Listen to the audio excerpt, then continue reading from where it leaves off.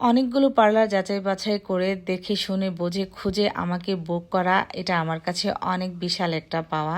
এই হচ্ছে আমাদের আজকের ব্রাইড, যিনি আমাকে অনেক দূর দূরান্ত থেকে এসে খুঁজে বের করে আমার কাছে সার্ভিস নিতে চলে এসেছে। আসসালামু আলাইকুম এভরিওয়ান, কি অবস্থা সবার, কেমন আছেন? আশা করি সবাই ভালো আছেন। আমার আরও একটি নতুন ব্লগে সবাইকে স্বাগতম। তো প্রথমে ব্রাইড আসার পরে আমরা যে কাজটি করে থাকি, স্কিনটাকে প্রিপেয়ার করে থাকি, আর সেটা হয়তো সচরাচর আপনাদের সাথে তেমন একটা শেয়ার করা হয় না, কারণ সময় স্বল্পতার জন্য, আর ভিডিওটা অনেক লেন্দি হয়ে যাবে। তাই যতটুকু শর্টকাটে ভিডিওগুলো আপনাদের সাথে শেয়ার করা যায় সেটাই চেষ্টা করি। তবে আজকে এই ভিডিওটা আমি ফুল টিউটোরিয়ালটা আপনাদের সাথে শেয়ার করার চেষ্টা করব। তো প্রথমে তো দেখে নিলেন স্কিনটাকে আমি প্রিপেয়ার করে নিয়েছি, তারপর আইব্রাউটাকে ড্র করে নিয়েছি, আর এখন আমি বেস মেকআপটা কমপ্লিট করব।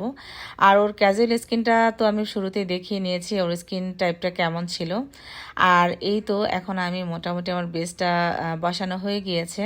তবে আরও অনেক কিছু এখনও করার বাকি আছে, ধাপে ধাপে সবটাই আমি আপনাদের সাথে শেয়ার করার চেষ্টা করব। আসলে যে কোনো সাফল্য যখন দোরগোড়া এসে কর্নারে, সেটা কিন্তু পাওয়ার রাস্তাটা এতটা সোজা নয়।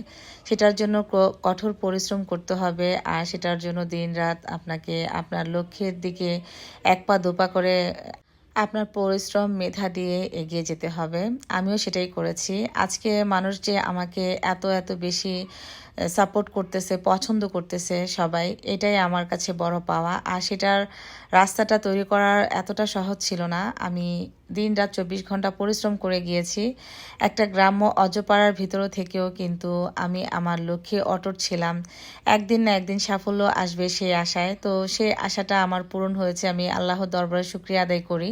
এখন মানুষই আমাকে খুঁজে বের করে, আমাকে যখন বুক করে যে আপু আপনার কাছে সাজবো, এর থেকে বড় পাওয়ার আর কিছুই হতে পারে না।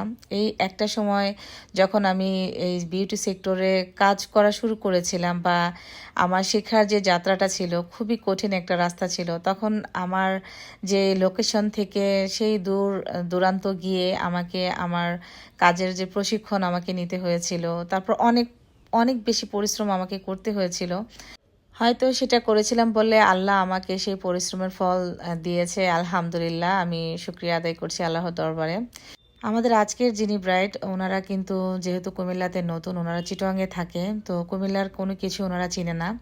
তো সোশ্যাল মিডিয়াতে ওনারা অনেকগুলো পেজ ঘেটেছে, এবং কোন জায়গায় ভালো সেলুন আছে, কে ভালো কাজ করে, এটা সন্ধানে যখন ওনারা বেরিয়েছে, অনেকগুলো পার্লার ওনারা ভিজিট করেছে। তারপর অবশেষে আমার কাছে এসেছে। তো আসার পরে ওনারা আমাকে বুক করে, এবং 2 দিনের প্যাকেজ নিয়েছিলেন ওনারা। প্রথম দিন ছিল হলুদের মেকআপ লুক, পরের দিন ছিল বিয়ের লুক।